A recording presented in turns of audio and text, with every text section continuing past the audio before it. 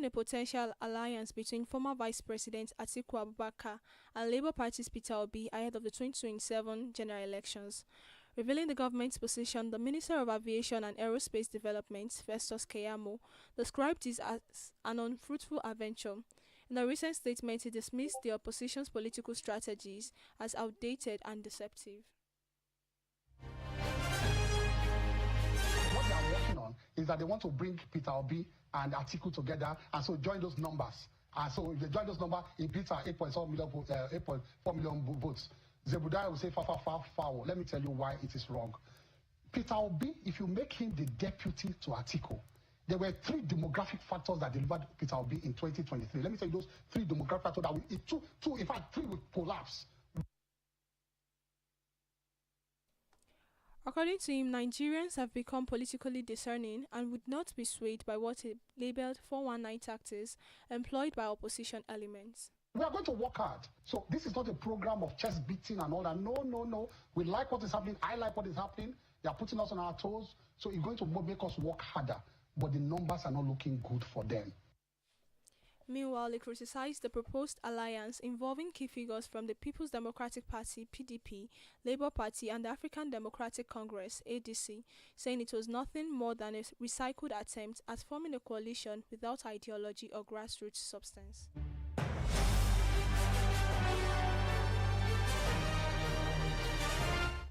Still in Nigeria, the federal government has accused the United States mission in Nigeria of orchestrating a smear campaign that threatens the long-standing diplomatic ties between both countries. The accusation followed a controversial article by the U.S. mission, originally published by the Africa Reports, which criticized Nigerian elites for allegedly misusing public funds on lavish infrastructure projects while large segments of the population remain impoverished. However, those close to the president have since condemned the article, arguing that it was both unfair and diplomatically inappropriate. The article had singled out the construction of new government lodges in Oyo and Gombe states, framing them as example of misplaced priorities and governance failures.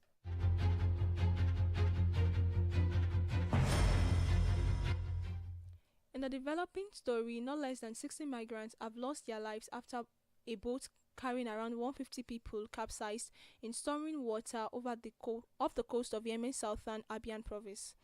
According to the International Organization for Migration (IOM), 68 bodies have so far been recovered, while 12 survivors were rescued. The IOM's chief in Yemen described the incident as heartbreaking, especially because majority of those who perished were Ethiopians attempting to reach the Gulf in search of better economic opportunities.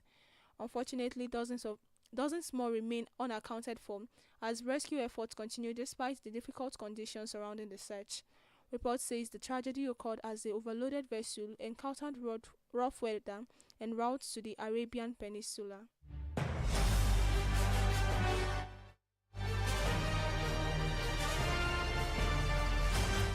In Gaza, an international outrage has followed the release of harrowing videos showing severely emaciated Israeli hostages held in Gaza by Palestinian militant groups.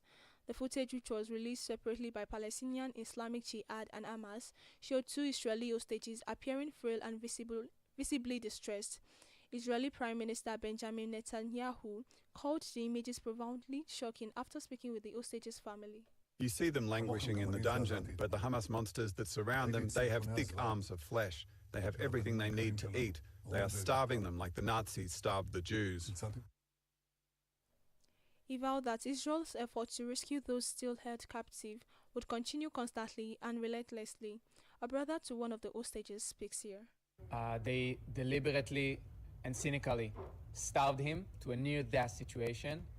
Eviatar must be treated as soon as possible with medical care, and he has to be brought with sufficient food because he is dying. Doctors are saying that he has only a few days to live.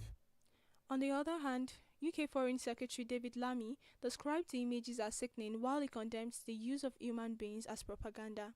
The International Committee of the Red Cross (ICRC) has demanded that the hostages must be granted immediate access to medical care.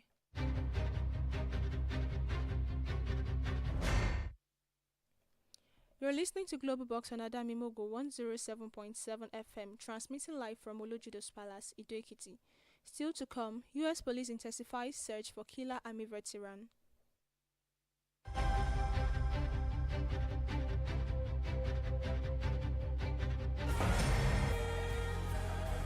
It is another refreshing time and the outpouring power of God as Christ Apostolic Church, Grace of Mercy Prayer Mountain, Adamimogo, Jesus City, presents Sure Mercy of David, a yearly fasting and prayer program where God is set to heal the sick, deliver the poor, set the captives free, and save the lost. Sure Mercy of David comes up in the month of August, every Friday to Sunday, each week in the month of August 2025, as God will be using his anointed servant, Prophet Sam Olualo Baba Adamimogo, and many other great anointed men of God. Many spiritual singers will be ministering in song as well. Venue CAC, Grace of Mercy Prayer Mountain, Adamimogo, Jesus City, Elamija Village, Lekki Epe Expressway, Lagos State. For one-on-one counseling with Prophet Sam Olualo, register at JesusCityRadio.com. Sure Mercy of David. Don't miss it. Glad to know you're still there. You can subscribe to our YouTube channel via Adamimogo 107.7 FM. For happenings around your news inquiry, please call our newsroom on this number 0915 786 8095. Now to the rest of the bulletin.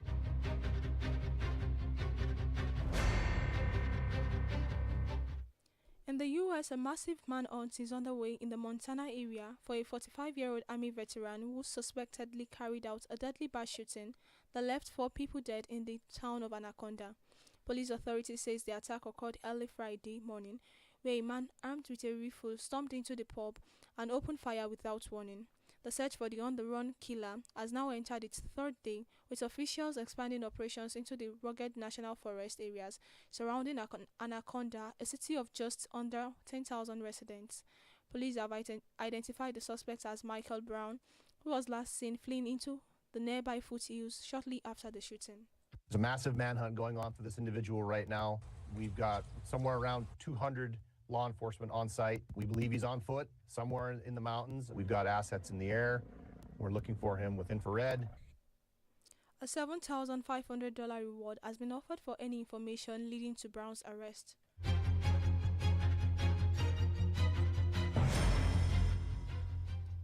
In China, a new report has shown that the number of Chinese students are forced to spy on their classmates in an attempt to suppress discussions on issues considered detrimental to the Chinese government. The report is an offshoot of a survey by the UK-China Transparency think tank, which highlighted reports of Chinese government officials warning UK lecturers to avoid discussing certain topics in their classes.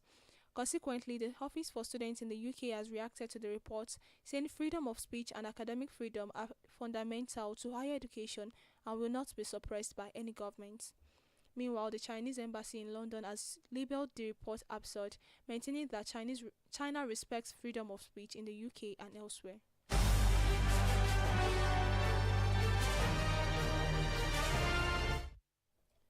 Chilean rescuers have found the bodies of a group of workers trapped in the world's largest underground copper mine in the aftermath of a 4.2 magnitude tremor that occurred on Thursday. 5 bodies were discovered over the weekend during a desperate search in the collapsed mine tunnels, which were about 70 kilometers off the capital, Santiago. Regional prosecutor Acus Cubillos told newsmen that the focus now was on a criminal investigation into the incident, which was run by the state-owned Codelco company.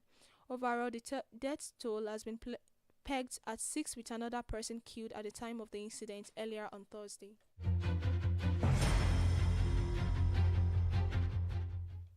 On sports, Nigeria's women basketball team, the Tigress, have etched their name in African basketball history after defeating Mali 78-64 in the final of the 2025 FIBA Women's Afrobasket Tournament that held in Abidjan. The commanding victory helped the Tigress secure an unprecedented 5th consecutive continental title and extend their unbeaten run in the tournament to 29 games. The win also punched Nigeria's ticket to the 2026 FIBA Women's Basketball World Cup in Berlin, Germany. However, the African champions must first compete in the World Cup qualifying tournament in March 2026 to secure a final slot at the global event. Recall that the final was a rematch of the 2021 championship game, also between Nigeria and Mali.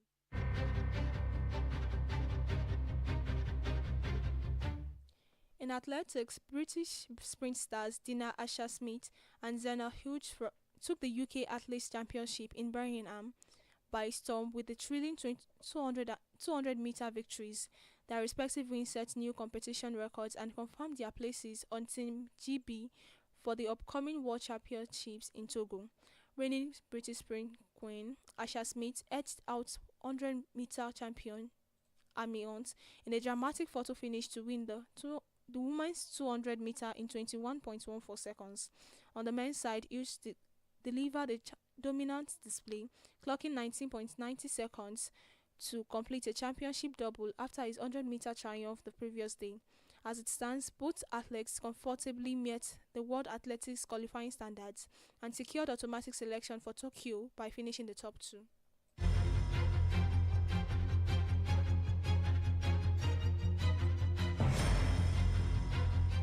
Before we go, in a rather sad story tied to entertainment, the man who failed from an upper tier at an Oasis concert in London has died. The Metropolitan Police confirmed this after the incident which happened over the weekend at Wembley Stadium in London. According to reports, the victim was a man in his 40s and had a injury consistent with a fall. In a statement, Oasis expressed shock, saying they were deeply saddened to hear of the death of a fan.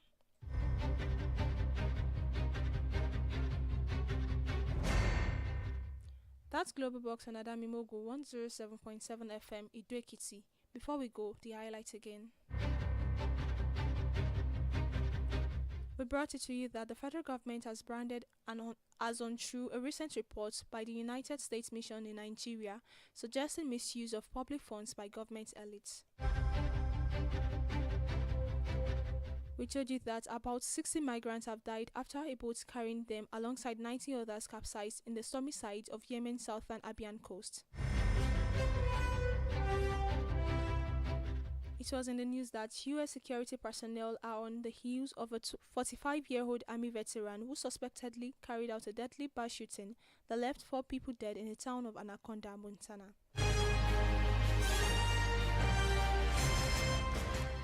That's Global Box from Adamimogo 107.7 FM, Olojudo's Palace, Ido Ekiti. On behalf of the production crew led by Folawumi Olaniyan, I'm Jemima Fateye.